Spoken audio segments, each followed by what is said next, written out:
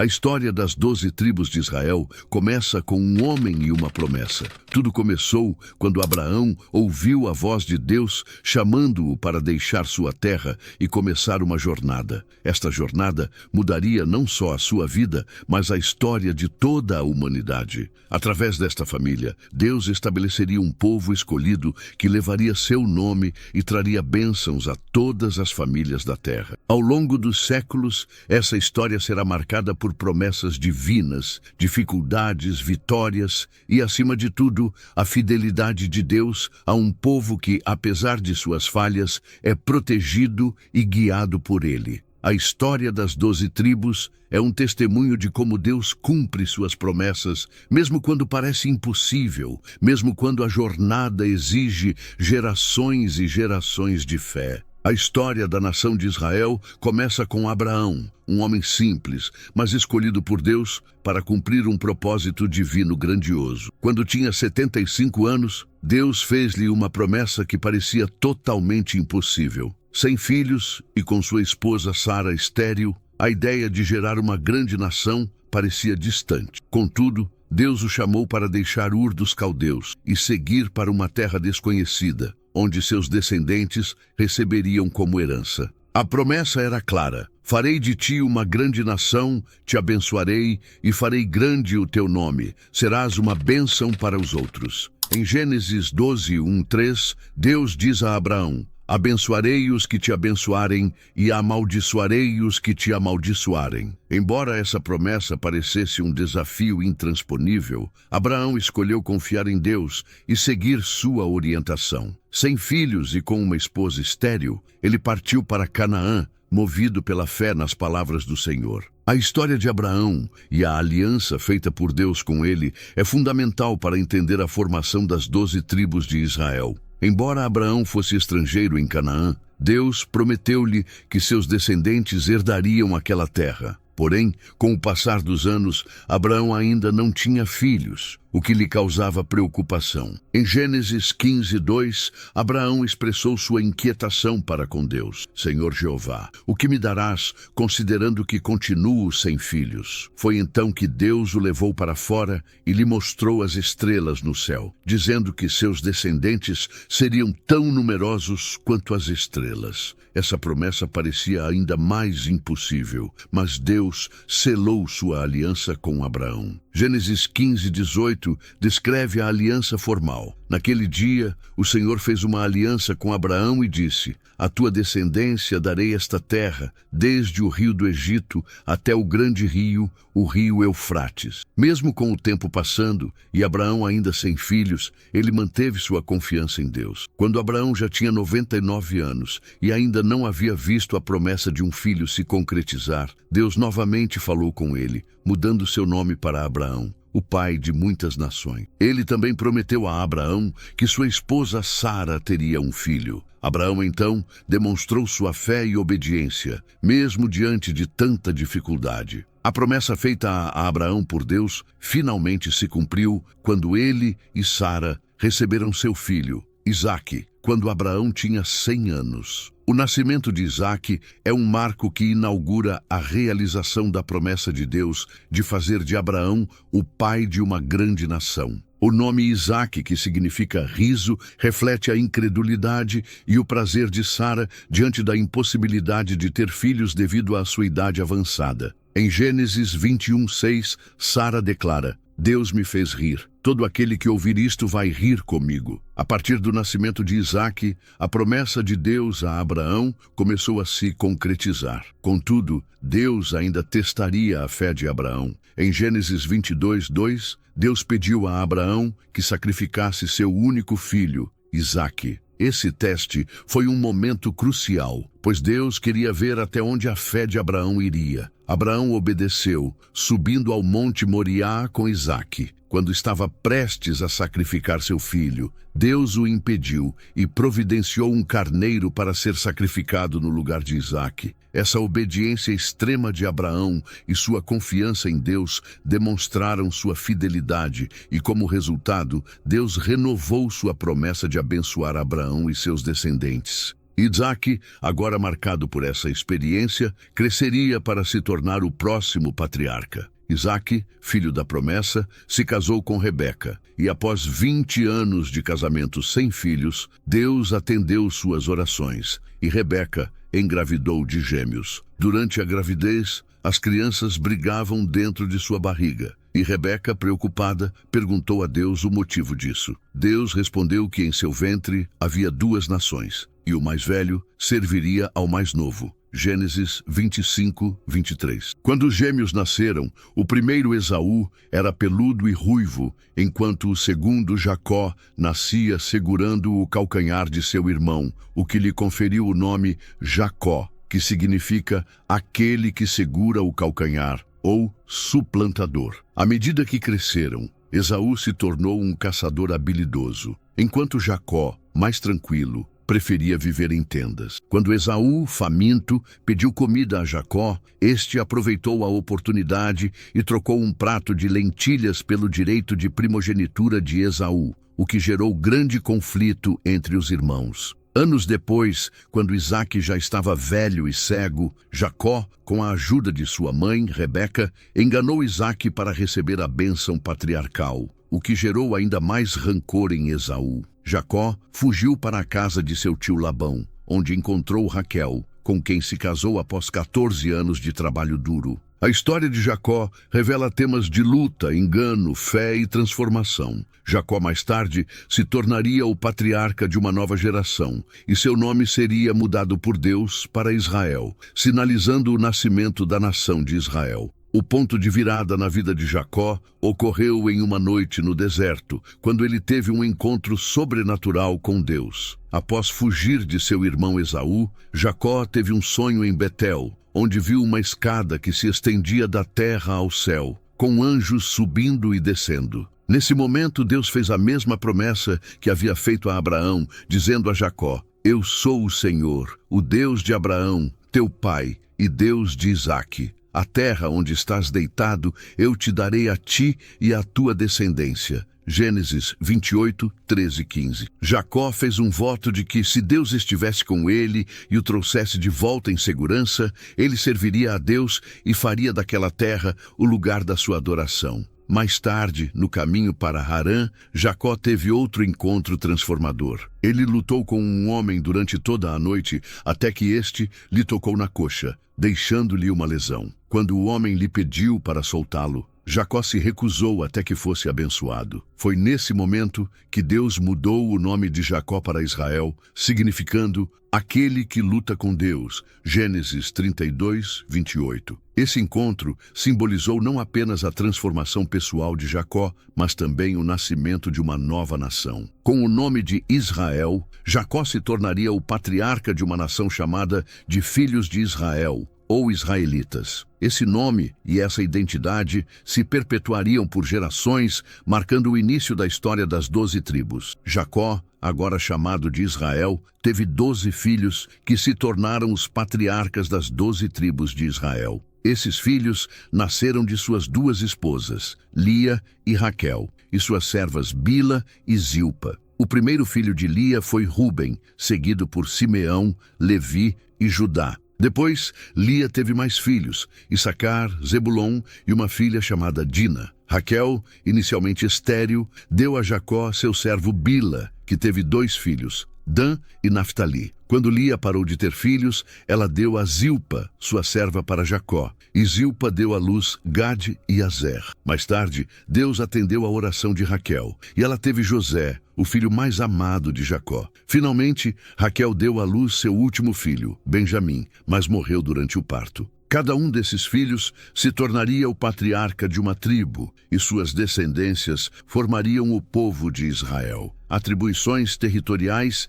seriam distribuídas entre as tribos, com exceção dos levitas, que não receberam uma porção de terra, pois foram separados para o serviço no tabernáculo. As 12 tribos de Israel representam não apenas a descendência direta de Jacó, mas também a formação de uma nação estruturada sob a orientação divina. A dinâmica familiar de Jacó e suas esposas ilustra a complexidade e os desafios da fundação de Israel. José, o filho de Raquel, foi o preferido de Jacó. A Bíblia nos conta que Jacó amava José mais do que aos outros filhos, o que gerou inveja e ciúmes entre seus irmãos. Para demonstrar esse favoritismo, Jacó fez para José uma túnica de várias cores, algo que acentuou ainda mais a raiva dos irmãos. A situação se agravou quando José teve 2 sonhos, nos quais seus feixes de trigo e os corpos celestes, sol, lua e estrelas, se curvavam diante dele. Esses sonhos sugeriam que ele teria um lugar de autoridade sobre sua família. A inveja e o ressentimento dos irmãos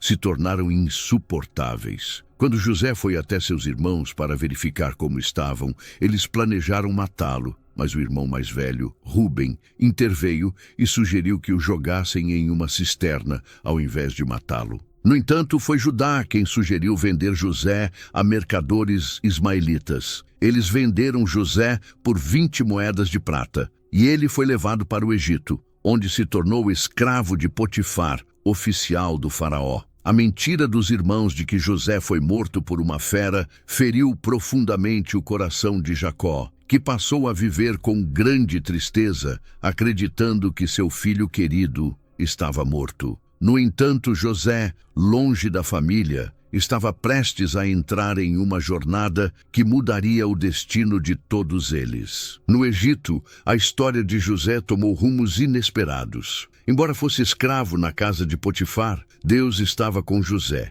e tudo o que ele fazia prosperava. Potifar percebeu isso e colocou José como responsável por sua casa. Porém, a esposa de Potifar, atraída por José, tentou seduzi-lo, mas ele recusou, dizendo que não pecaria contra Deus. Enfurecida pela rejeição, a esposa de Potifar acusou José falsamente de tentar atacá-la, e ele foi lançado na prisão. Mesmo na prisão, José encontrou favor aos olhos do carcereiro, que o colocou como responsável por todos os prisioneiros. Durante esse tempo, José interpretou os sonhos de 2 oficiais do faraó, o copeiro e o padeiro, que estavam na prisão. As interpretações de José se cumpriram exatamente. O copeiro foi restaurado ao seu posto e o padeiro foi executado. Antes de sair, o copeiro prometeu lembrar-se de José, mas esqueceu dele por 2 anos. O destino de José, no entanto, estava prestes a mudar. Quando o faraó teve 2 sonhos perturbadores e nenhum de seus magos ou sábios foi capaz de interpretá-los, o copeiro lembrou-se de José.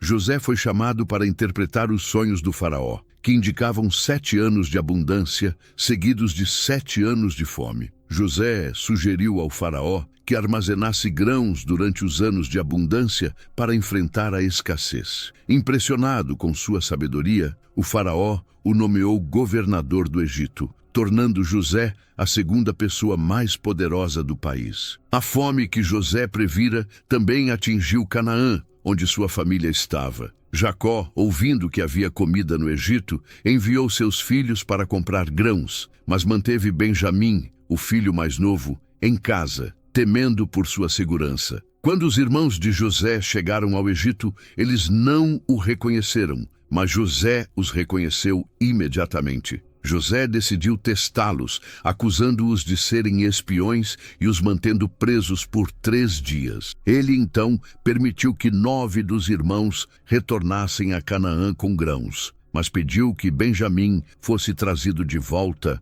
como prova de que estavam dizendo a verdade. Ao voltarem para Canaã, os irmãos expressaram seu arrependimento pelo que fizeram a José, reconhecendo que o sofrimento de seu irmão, quando foi vendido, havia sido ignorado por eles. Quando retornaram ao Egito com Benjamim, José os convidou para um banquete e, ao ver Benjamim, ficou profundamente comovido. Ele colocou seus irmãos à prova mais uma vez, colocando sua taça de prata no saco de Benjamim e acusando-o de roubo. Quando os irmãos voltaram, Judá implorou pela vida de Benjamim, oferecendo-se como escravo no lugar dele. Diante dessa mudança no coração de seus irmãos, José não pôde mais esconder sua identidade e, em uma cena emocionada, revelou-se a eles. Ele disse: "Eu sou José, aquele que vocês venderam. Não se preocupem, foi Deus que me enviou antes de vocês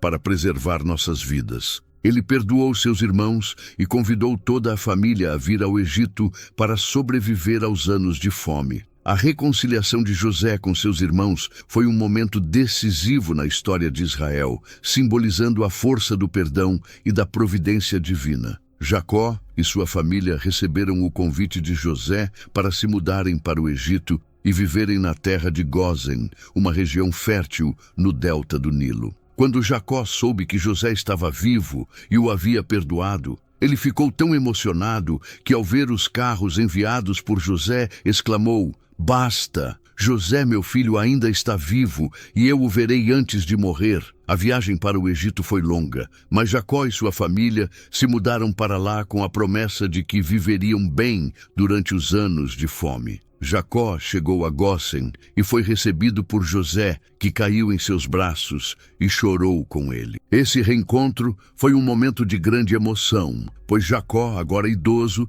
viu a realização da promessa de Deus a Abraão. Seus descendentes se tornariam uma grande nação. Jacó foi reintroduzido à vida no Egito, onde ele e seus filhos prosperaram. Antes de sua morte, Jacó abençoou seus filhos e fez profecias sobre o futuro de suas tribos. Ele morreu aos 147 anos, sendo sepultado na caverna de Macpela, junto a seus ancestrais. Após a morte de Jacó, José garantiu a segurança de seus irmãos e lhes pediu que não se preocupassem com o mal que tinham feito, pois Deus usou essa situação para salvar a nação. José continuou a governar o Egito, mas sabia que, mais tarde, seus descendentes deixariam aquele lugar. José morreu aos 110 anos no Egito, mas antes de sua morte, ele fez com que seus irmãos prometessem que, quando Deus os tirasse do Egito, eles levariam seus ossos de volta para a terra de Canaã, cumprindo a promessa feita a Abraão. A história de José, como a de seus antepassados,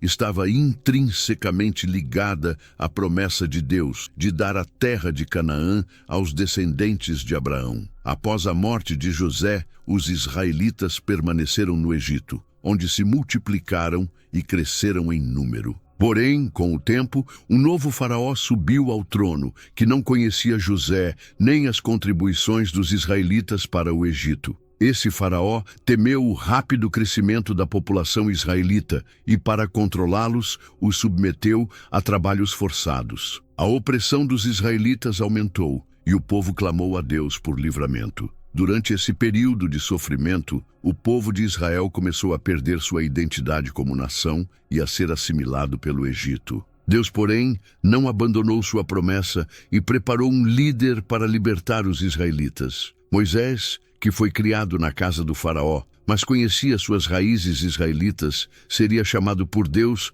para conduzir seu povo para fora do Egito e levá-los à terra prometida. A história do exílio no Egito e a libertação de Israel são fundamentais para entender a continuidade da história das 12 tribos e a fidelidade divina em cumprir suas promessas. A opressão de Israel no Egito foi intensa. Os israelitas foram forçados a trabalhar sob condições brutais, construindo cidades para o faraó, como Pitom e Ramsés. A escravidão no Egito durou mais de 400 anos, e durante esse período o povo de Israel se multiplicou grandemente. Contudo, o faraó temia que o número de israelitas aumentasse ainda mais. Então, ele ordenou a morte de todos os meninos hebreus recém-nascidos, lançando-os no rio Nilo. Foi neste contexto que nasceu Moisés, um menino que, por sorte, foi resgatado por uma filha do faraó que o adotou como seu filho. Moisés cresceu no palácio real,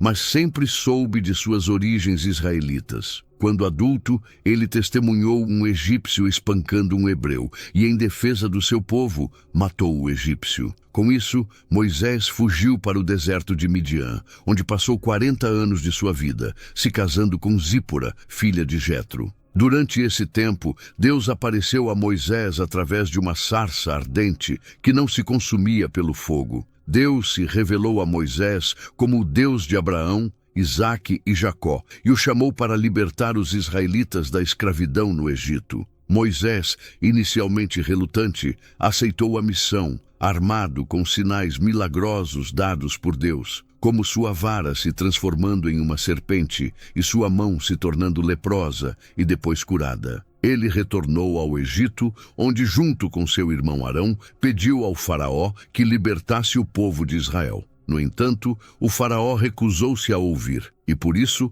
Deus enviou uma série de 10 pragas devastadoras sobre o Egito, demonstrando seu poder sobre os deuses egípcios e forçando o faraó a libertar os israelitas. Após a libertação de Israel, o povo iniciou sua jornada pelo deserto em direção à terra prometida. Deus guiou seu povo com uma coluna de nuvem durante o dia e uma coluna de fogo durante a noite. A travessia do Mar Vermelho, onde Deus separou as águas para que os israelitas atravessassem em terra seca, foi o primeiro grande milagre. No entanto, as dificuldades começaram rapidamente. No deserto, o povo começou a murmurar e a reclamar da falta de alimentos e água. Deus providenciou maná, um pão do céu, para alimentá-los diariamente. E quando o povo se queixou de carne, ele enviou codornas. O povo também enfrentou dificuldades quando o próprio Moisés teve que lidar com desobediência e revoltas internas, como a rebelião de Coré,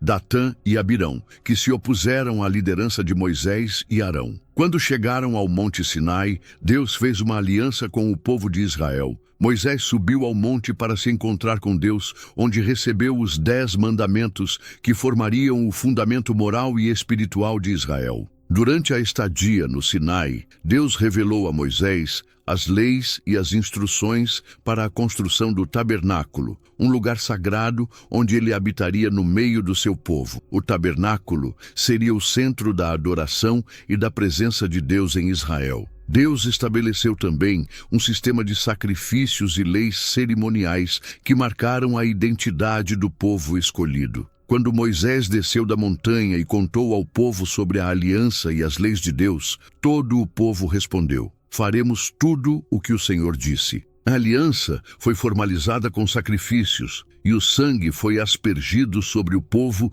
como símbolo de comprometimento. A obediência a essas leis seria crucial para a continuidade da bênção de Deus sobre Israel. Após a aliança no Sinai, Deus orientou Moisés a realizar um censo de todos os homens de guerra com 20 anos ou mais de cada tribo. Isso seria feito para organizar o povo de maneira estruturada, com uma divisão clara e responsabilidade específica. O censo revelou que havia 550 homens em idade militar, além dos levitas, que eram separados para o serviço religioso do tabernáculo. Cada tribo teria seu próprio líder, conhecido como príncipe, e as tribos seriam organizadas ao redor do tabernáculo, com os levitas acampando ao seu redor para proteger a santidade do lugar. O acampamento foi ordenado de maneira estratégica. Ao norte ficavam as tribos de Dan, Azer e Naftali. Ao sul,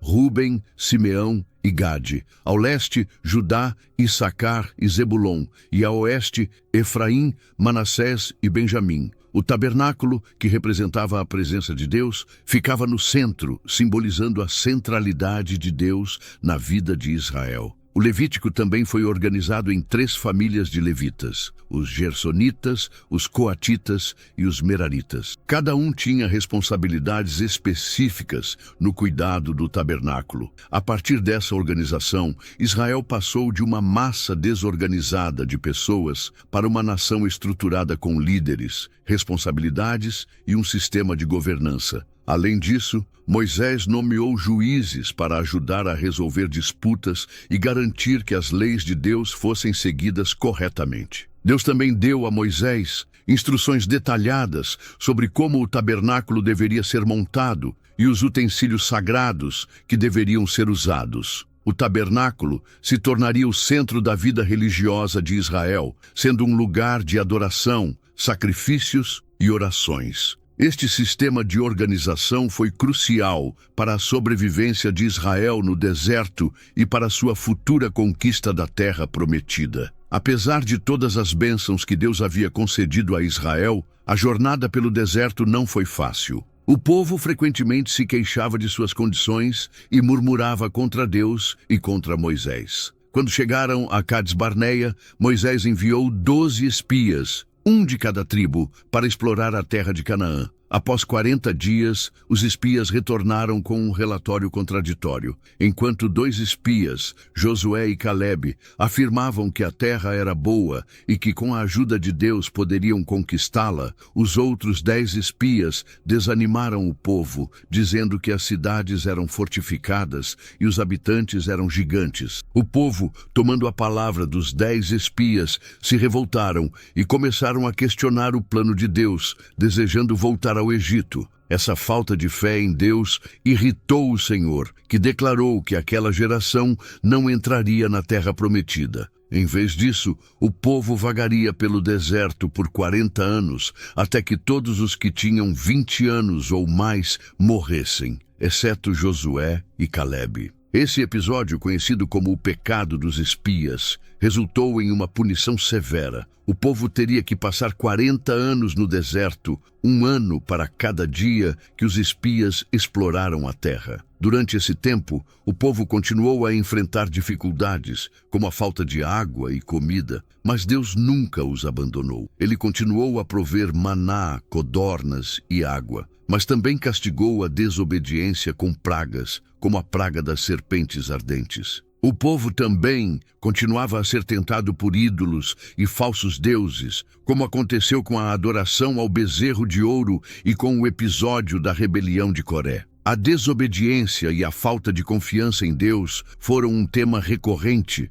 mas também foram tempos de aprendizado e dependência de Deus. A geração que foi marcada pela incredulidade e murmuração foi substituída por uma nova geração que estava pronta para entrar na terra prometida. Após 40 anos de peregrinação pelo deserto, a geração que havia sido punida por sua falta de fé em Deus havia morrido, exceto Josué e Calebe. A nova geração estava pronta para conquistar a terra prometida. Moisés, agora com 120 anos, estava ciente de que não poderia entrar na terra de Canaã devido à sua desobediência em Meribá, quando ele feriu a rocha em vez de falar com ela conforme Deus ordenara. Antes de sua morte, Moisés fez um discurso final para o povo, no qual reforçou a importância de obedecer a Deus e de seguir suas leis. Moisés também reiterou as promessas de Deus para Israel, assegurando-lhes que, embora ele não fosse entrar na terra prometida, o Senhor continuaria a estar com eles. Moisés também nomeou Josué como seu sucessor. A transição de liderança foi feita de forma simbólica. Moisés impôs as mãos sobre Josué, e Deus o instruiu a ser forte e corajoso, pois ele mesmo estaria com Josué, assim como havia estado com Moisés. No entanto, antes de falecer, Moisés subiu ao Monte Nebo, onde Deus lhe mostrou toda a terra de Canaã, mas lhe disse que ele não a pisaria. Moisés morreu em Moabe, e Deus o sepultou em um vale, mas ninguém sabe o local exato de seu túmulo. Sua morte marcou o fim de uma era e o início de uma nova fase para o povo de Israel, sob a liderança de Josué. Com a morte de Moisés, Josué assumiu a liderança do povo de Israel e foi encarregado de conduzir os israelitas à conquista da terra prometida. Deus falou diretamente com Josué, encorajando-o a ser forte e corajoso, prometendo que ninguém conseguiria resistir a ele durante sua liderança. A primeira grande tarefa de Josué foi atravessar o rio Jordão com o povo. Quando os sacerdotes que carregavam a Arca da Aliança pisaram nas águas do Jordão, Deus fez as águas se separarem, permitindo que todo o povo passasse em terra seca, assim como havia feito no Mar Vermelho. O milagre do Jordão foi um sinal claro de que Deus estava com Josué. A primeira cidade a ser conquistada foi Jericó. Deus deu a Josué uma estratégia incomum para derrotar a cidade. Durante 6 dias, os israelitas marchariam ao redor de Jericó uma vez por dia, e no 7º dia, marchariam 7 vezes. Ao som das trombetas e ao grito do povo, as muralhas de Jericó caíram miraculosamente e a cidade foi destruída. Porém, o pecado de Acã, que havia tomado despojos de Jericó, causou uma derrota temporária em Ai. Depois de lidar com o pecado de Acã, Josué conseguiu conquistar Ai e outras cidades. Ao longo de várias batalhas, Josué e os israelitas foram vitoriosos sobre os cananeus, cumprindo a promessa de Deus de dar a eles a terra de Canaã. No entanto, a conquista não foi rápida nem sem desafios. Muitas cidades ainda resistiam, e algumas tribos de Israel não expulsaram completamente os habitantes da terra. Mas, com a ajuda de Deus, a maior parte da terra foi conquistada. Ao final das campanhas militares, Josué distribuiu a terra entre as tribos de Israel. A divisão da terra foi feita por sorteio, conforme as instruções de Deus, e o tabernáculo foi estabelecido em Siló como o centro religioso de Israel. A história das 12 tribos de Israel é uma jornada impressionante de promessa, fé, desobediência e restauração. Desde a promessa de Deus a Abraão de que seus descendentes se tornariam uma grande nação, até a entrada em Canaã sob a liderança de Josué, vemos um padrão de Deus cumprindo suas promessas, mesmo quando o povo falhou em confiar plenamente nele. As 12 tribos de Israel, descendentes dos 12 filhos de Jacó, foram formadas e organizadas com uma missão clara: ser um povo santo, dedicado a Deus e levar suas bênçãos a todas as nações da terra. No entanto, a história de Israel também revela a luta constante contra a idolatria, a desobediência e a falta de fé, que frequentemente resultaram em punições divinas, como o exílio e a perda da terra. Mesmo assim, Deus sempre manteve um remanescente fiel e nunca abandonou suas promessas. Ao longo das gerações, as tribos de Israel passaram por períodos de glória e de declínio, com momentos de grande fé e fidelidade, como o reinado de Davi, e outros de apostasia, como no período dos juízes. A divisão do reino, após o reinado de Salomão, marcou um ponto de ruptura na história de Israel, com as 10 tribos do norte, conhecidas como o Reino de Israel, sendo levadas cativas pela Assíria, enquanto o Reino de Judá, no sul, sobreviveu por mais alguns séculos antes de ser conquistado pela Babilônia. O retorno do exílio babilônico e a restauração da fé e das práticas religiosas no pós-exílio garantiram a continuidade do povo de Deus que, apesar de disperso, manteve sua identidade e esperança. A história das 12 tribos de Israel continua a ser um símbolo da fidelidade de Deus, das promessas feitas a Abraão e do seu plano de salvação para toda a humanidade. Hoje, as 12 tribos representam a totalidade do povo de Deus, simbolizando sua fidelidade e a restauração futura, como profetizado em passagens bíblicas como Ezequiel e Apocalipse. Gostou do vídeo? Então, deixe seu comentário aqui embaixo, compartilhe sua opinião sobre a história das 12 tribos de Israel e como essa jornada de fé e restauração te impactou. Se você curtiu, não esquece de se inscrever no canal e ativar as notificações para não perder mais conteúdos como esse. Vamos juntos continuar explorando as promessas e os planos de Deus para o seu povo.